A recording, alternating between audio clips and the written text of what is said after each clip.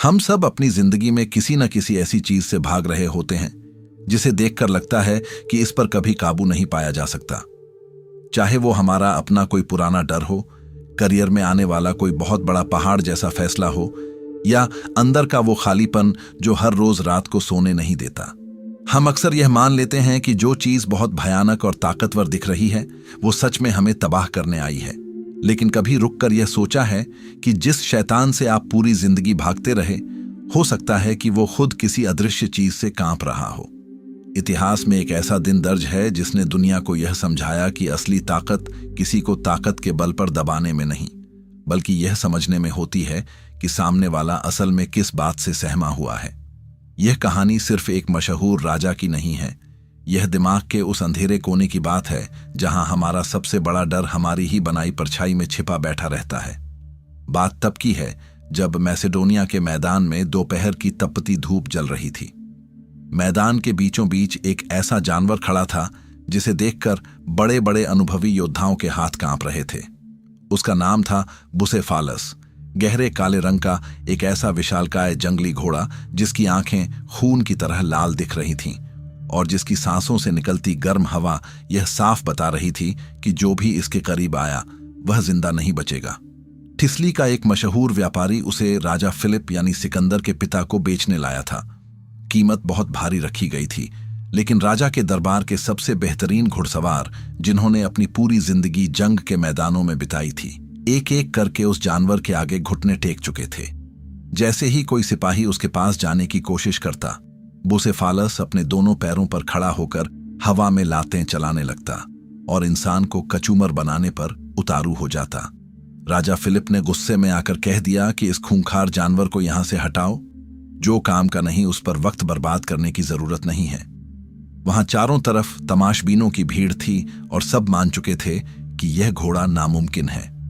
लेकिन उसी भीड़ के एक कोने में खड़ा था सिर्फ 12 साल का एक दुबला पतला लड़का, जिसकी आंखों में कोई घबराहट नहीं थी बल्कि एक अजीब सी गहरी बेचैनी थी। वह सिकंदर था। सिकंदर उस भीड़ के शोर को नहीं सुन रहा था और न ही उस घोड़े की खूंखार चीखों से डर रहा था। वह बस उस जानवर की हर हरकत को बहुत गहराई से देख रहा था। जब बाकी सब लोग उस घोड़े के गुस्से और ताकत को देखकर पीछे हट रहे थे, सिकंदर यह समझने की कोशिश कर रहा था कि आखिर यह गुस्सा आ कहां से रहा है। इंसान की सबसे बड़ी कमजोरी यही होती है कि जब हम किसी समस्या को देखते हैं तो हम उसके ऊपरी शोर से इतने घबरा जाते हैं कि उसके पीछे छुपे दर्द या डर को देखने की कभी फुर्सत ही नहीं निकालते। हम बस यह मान लेते हैं कि हालात हमारे खिलाफ हैं और हम हाथ खड़े कर देते हैं। सिकंदर ने देखा कि जब भी कोई सिपाही उस घोड़े पर चढ़ने की कोशिश करता है तो दोपहर की उस तीखी धूप में जमीन पर उनकी एक लंबी हिलती हुई काली परछाई बनती है और घोड़ा असल में उस सिपाही से नहीं बल्कि जमीन पर नाचती उस काली परछाई से बुरी तरह घबरा रहा था। वह जानवर जितना ज्यादा घबराता उतना ही उछलता और जितना उछलता उसकी अपनी परछाई भी उतनी ही तेजी से हिलती। यानी वह जंगली जानवर पूरी ताकत से लड़ तो रहा था, लेकिन किसी इंसान से नहीं बल्कि अपने ही साए से। यह एक ऐसा मनोवैज्ञानिक सच था जो मैदान में खड़े किसी भी बड़े तजुर्बेकार योद्धा को नजर नहीं आया, क्योंकि वे सब घोड़े की ताकत से अपनी ताकत लड़ाने की कोशिश कर रहे थे। वे ताकत को ताकत से दबाना चाहते थे, जबकि सिकंदर ने उस ताकत के पीछे छिपी बेबसी को पढ़ लिया था। सिकंदर चुपचाप आगे बढ़ा और उसने अपने पिता से कहा कि यह लोग इस जानवर को काबू नहीं कर पा रहे, क्योंकि इन्हें यह समझ ही नहीं आ रहा कि इसके साथ पेश कैसे आना है। पूरे मैदान में एक सन्नाटा छा गया। 12 साल के एक बच्चे का बड़े बड़े महारथियों के सामने यह कहना किसी गुस्ताखी से कम नहीं था। उसके पिता हंस पड़े और एक शर्त रख दी कि अगर तुम इसे काबू नहीं कर पाए तो इस घोड़े की पूरी कीमत तुम्हें अपने पास से चुकानी होगी। सिकंदर ने शर्त मान ली। उसके कदम बुसेफालस की तरफ बढ़े। वहां मौजूद हर शख्स को लग रहा था कि यह बच्चा आज अपनी जान गंवाने वाला है, लेकिन सिकंदर ने कोई तलवार नहीं निकाली, कोई चाबुक नहीं उठाया और न ही कोई चिल्लाहट की। वह बहुत शांति से एक सधी हुई चाल के साथ उस खूंखार जानवर के पास पहुंचा। उसने सबसे पहले घोड़े की लगाम को बेहद नरमी से छुआ। उसने घोड़े को डराया नहीं, बल्कि उसे यह एहसास कराया कि वह उसका दुश्मन नहीं है और फिर सिकंदर ने वह एक छोटा सा काम किया जिसने इतिहास का रुख बदल दिया। उसने बहुत आराम से घोड़े का चेहरा घुमाकर सीधे सूरज की तरफ कर दिया। जैसे ही घोड़े का मुंह सूरज की तरफ हुआ, उसकी सारी परछाई उसके पीछे चली गई। अब जमीन पर कोई हिलता हुआ साया नहीं था, कोई डरावनी काली आकृति नहीं थी जो उसे डरा सके।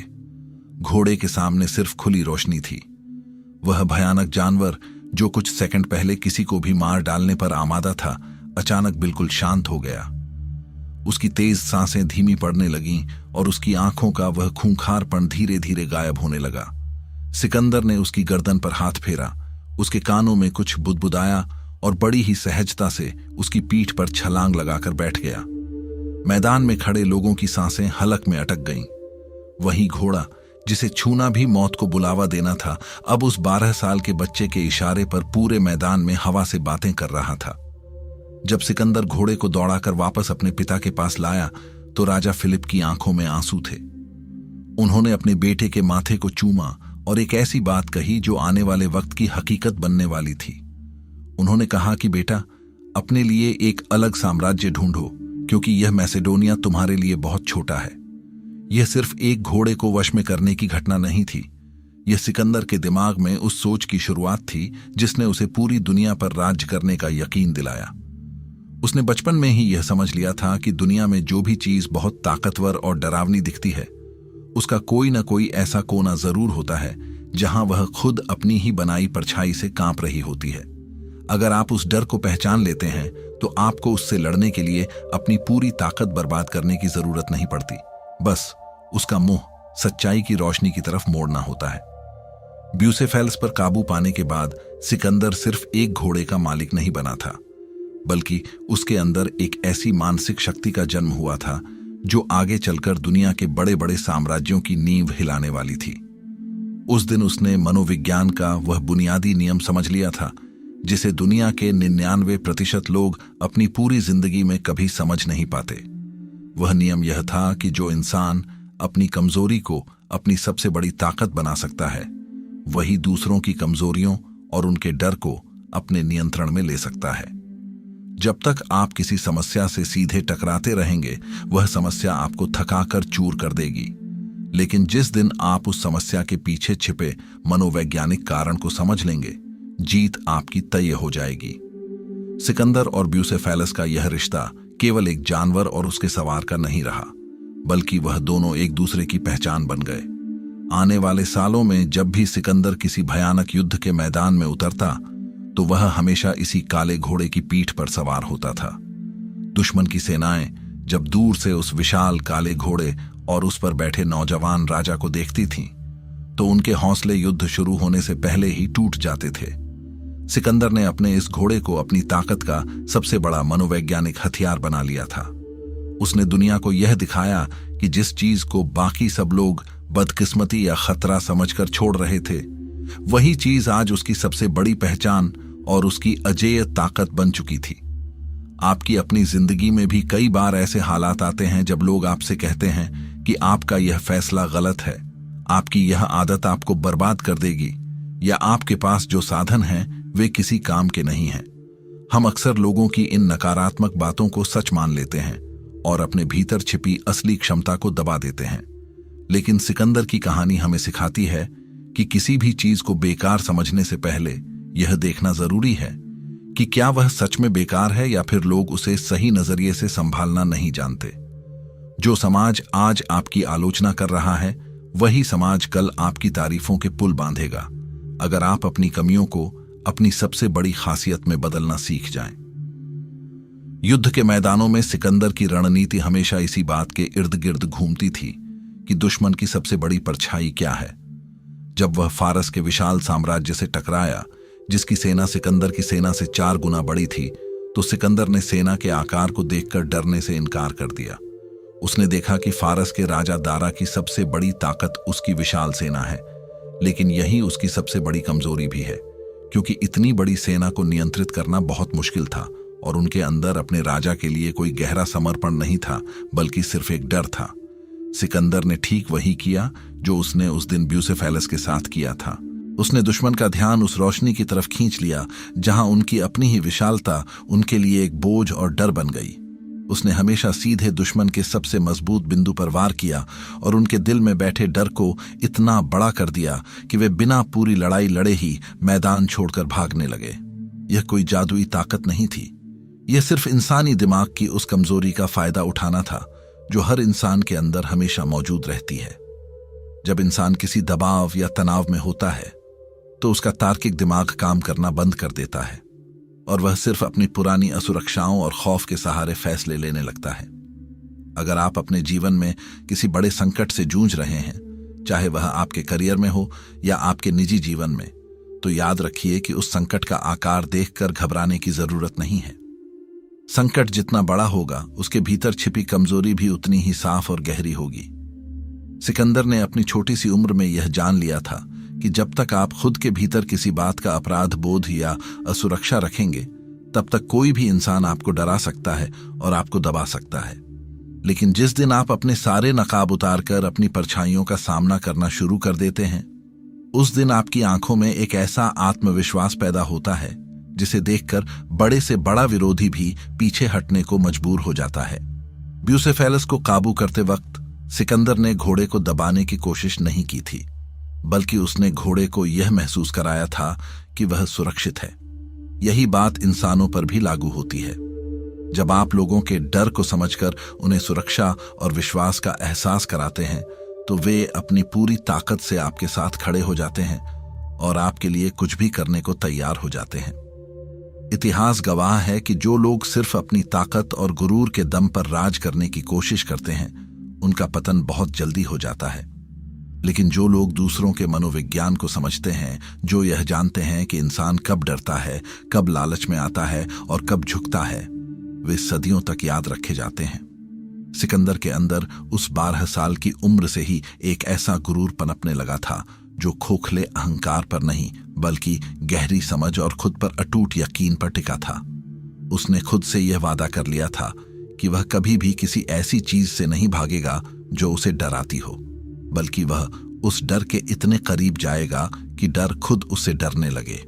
जब आप अपने हर डर की आंखों में आंखें डालकर देखना शुरू करते हैं, तो धीरे धीरे आपके मन का सारा संशय मिटने लगता है। आपकी सोच बहुत साफ हो जाती है और आपके फैसले इतने सटीक हो जाते हैं कि दुनिया आपको एक असाधारण इंसान मानने लगती है। लेकिन उस असाधारण दिखने वाले इंसान के पीछे सिर्फ एक साधारण सी समझ होती है, और वह समझ यह है कि जिंदगी में किसी भी मुश्किल से तब तक नहीं लड़ा जा सकता जब तक आप उसकी दिशा बदलकर उसे अपने हक में ना कर लें। सिकंदर ने अपने जीवन की पहली और सबसे बड़ी जीत किसी इंसान पर नहीं, बल्कि उस खूंखार जानवर के भीतर छिपे डर पर पाई थी, जिसने उसे पूरी दुनिया पर फतह हासिल करने की पहली चाबी दी थी।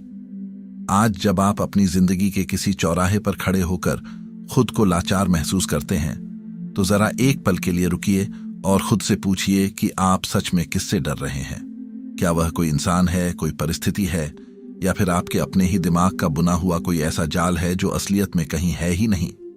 जैसे उस दिन ब्यूसेफेलस अपनी ही परछाई से घबराकर बेकाबू हो रहा था, ठीक उसी तरह हम सब भी अपने ही अतीत की कड़वी यादों और आने वाले कल की काल्पनिक चिंताओं से घबराकर अपनी पूरी जिंदगी को एक संघर्ष बना लेते हैं।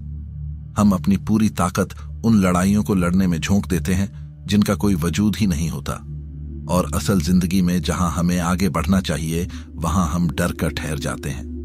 सिकंदर की इस कहानी का सबसे गहरा सबक यह है कि जब तक आप रोशनी की तरफ पीठ करके खड़े रहेंगे, आपकी परछाई आपके आगे आगे चलेगी और हर कदम पर आपको डराती रहेगी। लेकिन जैसे ही आप हिम्मत जुटाकर अपना मुंह उस रोशनी की तरफ कर लेते हैं, वही भयानक दिखने वाली परछाई चुपचाप आपके पीछे चली जाती है।